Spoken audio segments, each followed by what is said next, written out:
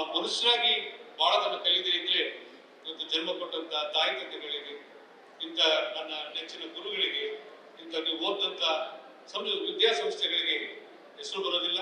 ಆ ಹೆಸರು ತರ್ತಕ್ಕಂಥ ಕೆಲಸವನ್ನ ನಾವು ಮಾಡಬೇಕು.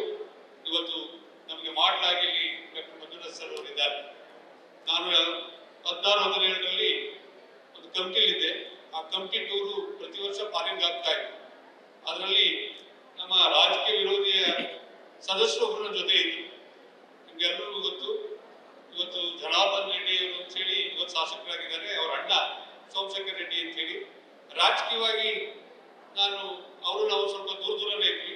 ಅಲ್ಲಿ ಜೊತೆಲಿ ಬಸ್ಸಲ್ಲಿ ರಷ್ಯಾ ದೇಶದಲ್ಲಿ ಪ್ರಯಾಣ ಮಾಡುವಾಗ ಪಕ್ಕಕ್ಕೆ ಬಂದು ಕೂತ್ಕೊಂಡು, ಅಣ್ಣ ನಾನು ಹೋದ ವಾರ ಜಯದೇವ ಹಾಸ್ಪಿಟ್ಲ್ಗೆ ಹೋಗಿದ್ದೆ ಅಣ್ಣ, ನಾನು ನಿಜವಾದ ಧರ್ಮಸ್ಥಳದ ಮಂಜುನಾಥನ ನೋಡಿದೆ.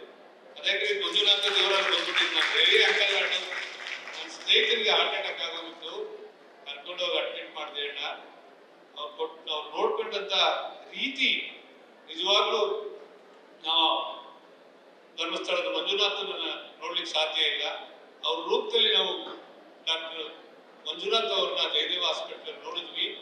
ಅಷ್ಟರ ಮಟ್ಟಿಗೆ ನನ್ನ ಸ್ನೇಹಿತರನ್ನ ಹುಷಾರ್ ಮಾಡಿ ಕಳಿಸ್ಕೊಟ್ರು ಅಂತ ಹೇಳಿ. ಬರೀ ದೊಡ್ಡವರಿಗೆ ಅವರು ಮಾಡಲಿಲ್ಲ. ಬಹುತೇಕ ನಾವು ಹೊರದೇಶಗಳಿಗೆ ಹೋದಾಗ ಯಾವುದೇ ಒಂದು ಆರೋಗ್ಯ ತಪ್ಪಿದ್ರೆ ಮನುಷ್ಯನಿಗೆ ತಕ್ಷಣ ಅವರು ಟ್ರೀಟ್ಮೆಂಟ್ ಸ್ಟಾರ್ಟ್ ಮಾಡ್ತಾರೆ. ಇರೋ ಕಡೆ ಆಂಬುಲೆನ್ಸ್ ಬರುತ್ತೆ, ತಗೊಂಡ ಮೊದಲು ಟ್ರೀಟ್ಮೆಂಟ್ ಸ್ಟಾರ್ಟ್ ಮಾಡ್ತಾರೆ.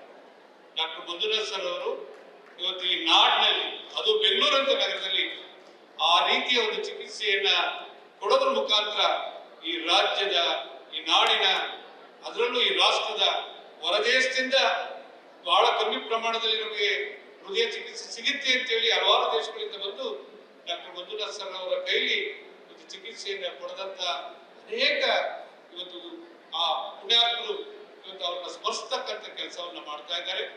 ಇವರು ನಿಜವಾಗ್ಲೂ ನನ್ನನ್ನು ಸ್ವಾಮೀಜಿಯವರಲ್ಲಿ ವಿನಂತಿ ಮಾಡ್ತೇನೆ, ಅವರ ಸೇವೆ ಇವತ್ತು ಈ ನಾಡಿಗಿತ್ತು, ಈ ರಾಷ್ಟ್ರಕ್ಕಿರಲಿ. ಈ ನಿಟ್ಟಿನಲ್ಲಿ ಇವತ್ತು ಈಗಾಗಲೇ ಪ್ರತಿನಿತ್ಯ ಟಿವಿಗಳಲ್ಲಿ ಮಾಧ್ಯಮಗಳೆಲ್ಲ ನೋಡ್ತಾ ಇದ್ದೀನಿ. ಅವರೊಬ್ಬ ಲೋಕಸಭಾ ಸದಸ್ಯರಾಗಿ ಇಂಥ ಸರ್ಕಾರಗಳಲ್ಲಿ ಆರೋಗ್ಯ ಸಚಿವರಾದ್ರೆ ಬಹುತೇಕ ಈ ನಾಡಿನ, ಈ ರಾಷ್ಟ್ರದ ಬಡವರನ್ನ ಕಾಪಾಡುವಂತ ಕೆಲಸ ಆಗುತ್ತೆ. ಅದಕ್ಕಾಗಿ ಹೇಳಿ ಬೆಳಿ ಅವರು ನಮ್ಮ ಮಂಡ್ಯ ಜಿಲ್ಲೆಯವರು.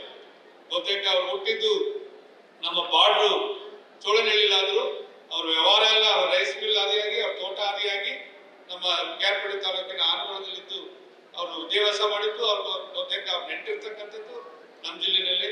ದಯಮಾಡಿ ಸ್ವಾಮೀಜಿಯವರವರಿಗೆ ಆಶೀರ್ವಾದ ಮಾಡಿ ಇವತ್ತು ನಮ್ಮ ಜಿಲ್ಲೆಯಿಂದಲೇ ಸ್ಪರ್ಶಿಸಿ ಇವತ್ತು ಬಹುತೇಕ ಈ ರಾಜ್ಯಕ್ಕೆ, ಈ ರಾಷ್ಟ್ರಕ್ಕೆ ನಿಮ್ಮ ಉತ್ತಮವಾದಂಥ ಆರೋಗ್ಯ ಸೇವೆ ಸಿಗುವಂತಾಗಲಿ ಅಂತೇಳಿ ನಾನು ಆ ಭರವೇಶ್ವರನಲ್ಲಿ ಪ್ರಾರ್ಥನೆ ಮಾಡ್ತೀನಿ.